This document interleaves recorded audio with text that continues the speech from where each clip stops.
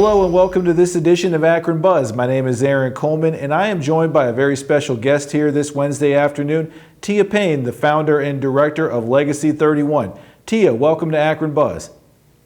Thank you for having me.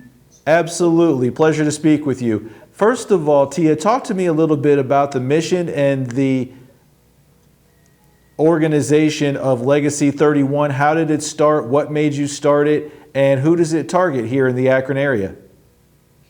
So Legacy31 is my faith-based agency where I specifically target those who have been victimized by intimate partner violence. I do a lot of specific outreach towards churches, though, how to effectively respond to someone disclosing their victimization to you, what different resources can the church have for you, in general, what can the church say. And with our mission, we really want to do community outreach and education. We want to teach people what is domestic violence, what is intimate partner violence, who does it affect, what are some of the signs that you'll see if you're talking to someone, what can you do to help as, you know, that privileged person who happens to hear about someone's story. How can you help that person without making them feel re-victimized? Absolutely. And speaking of speaking engagements, I know that you speak to a lot of churches, you speak to a lot of youth groups, that sort of thing.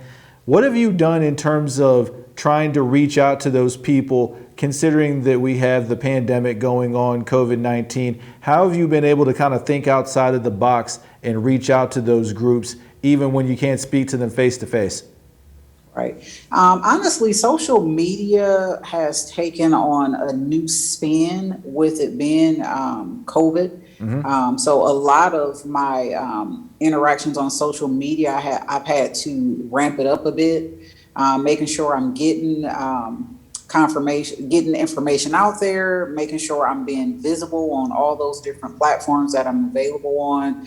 I ended up setting up a text line, which I didn't previously have. So I set up an actual text line. If you go to my website, you can actually text me from the website. Mm-hmm. And just making sure my presence is there. I don't have to do a cold calling, if you will. A lot of people will reach out to me. I've been doing this work probably about the last 15 years. And so people will actually reach out for whatever event that they have going on. And a lot of things has just been virtual through like a Zoom platform, different webinar teachings that I've done, and it's all been pretty much virtual. Absolutely. And you said that you've been doing this now for about 15 years. How much and how fast has it grown in those 15 years? It seems like it's really just like taken off, you know? So when I originally started out, I actually worked in the local shelter here in Summit County. Uh-huh. I did a lot of work through the Battered Women's Shelter. I worked for the Rape Crisis Center. Specifically there, I was a youth advocate, and I did a lot of outreach going into the actual Summit and Medina County public schools. And we talked to students about, you know, healthy relationships. From there, I actually started working hands-on with victims in actual shelter, and I kind of worked my way up from there. And then when I decided to branch off on my own, due to my background and being raised with a pastor father who was an abuser, I thought it was very important for me to really start focusing on the faith-based community. Mm-hmm. Because during my victimization with my father, as well as with my first marriage, there was no resources given to me. There was no, in my understanding, there was no good counsel to tell me to seek safety. And so those were some of the things that I decided I wanted to concentrate on. I officially started Legacy31 in February of 2019. And I would say from that part, anytime you deal with the faith-based community and you're talking about things where people are victimized, specifically concerning the church, I was expecting not to get as much interest as I did, but it actually did take off a lot sooner and a lot quicker than I actually anticipated. October is a very, very busy month for me because it's Domestic Violence Awareness Month. So there's very few days that I have free in October. And then throughout the rest of the year, then I'll still do different engagements that people will reach out for if they need training for, their staff and their agency, different youth groups, different things like that. People will still reach out. So outside of my full-time job that I do with my nonprofit, I still stay pretty busy throughout the year, with my busiest time frame being in October. For sure. And it's definitely a real success story, kind of being that advocate and being that voice that you yourself did not have in the past. Right. 15 years ago, and trying to be that for other people. That's definitely right. A very positive thing. And talk a little bit about your partnership with other nonprofits in the area, like victim assistance, the battered women's shelter, things of that sort, and how important those relationships and that past experience has been, so that not only they can get what their message is out there, but you can get yours out there as well. Right. So a lot of times when you're dealing with some of the bigger agencies, you never want to push your faith, so to speak, towards a victim. You don't know what their background is. You don't know where their spirituality lies.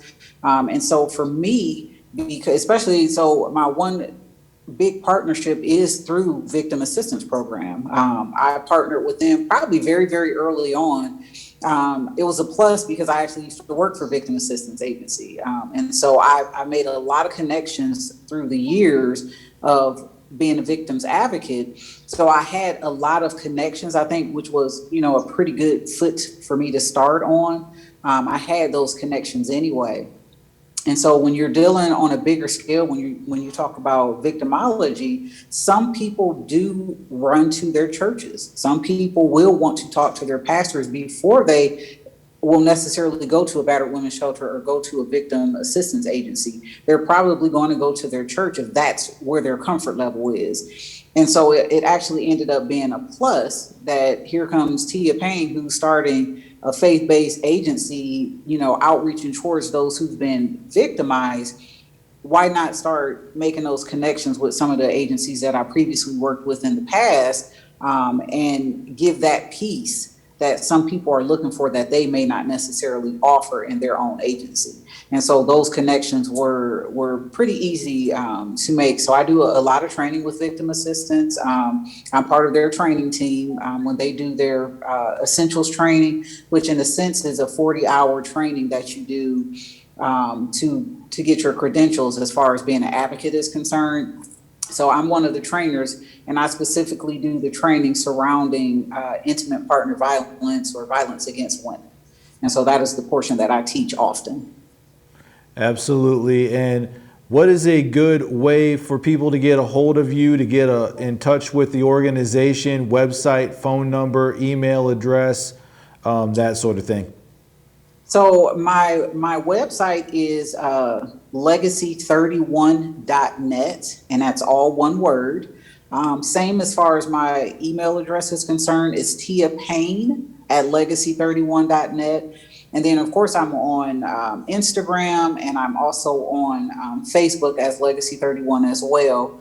And then my business line where you can call is 330-362-9527.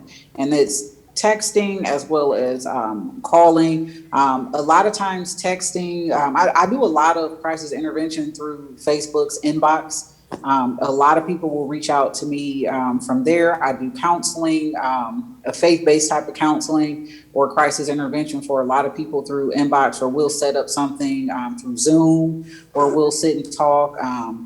I've met people at, Panera Bread, and we'll have coffee and we'll sit and we'll talk through some things, whatever they're most comfortable with.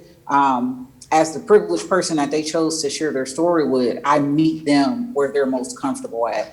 So if you want to go sit in a park somewhere, I'm going to go sit in the park with you. I'm not putting the demand on them. They're reaching out to me, and this is how I'm comfortable talking about this situation. And so I come to wherever it is that they are.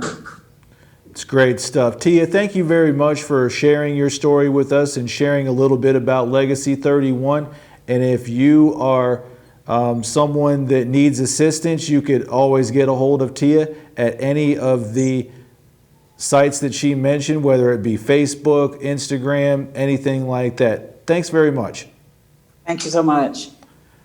And for this and other great interviews, you can check out akronbuzz.com on our website. You could also check out our new Roku channel, all social media, including Instagram and Facebook, as well as, like I said, akronbuzz.com. For Tia Payne, I'm Aaron Coleman for Akron Buzz, saying make it a great day.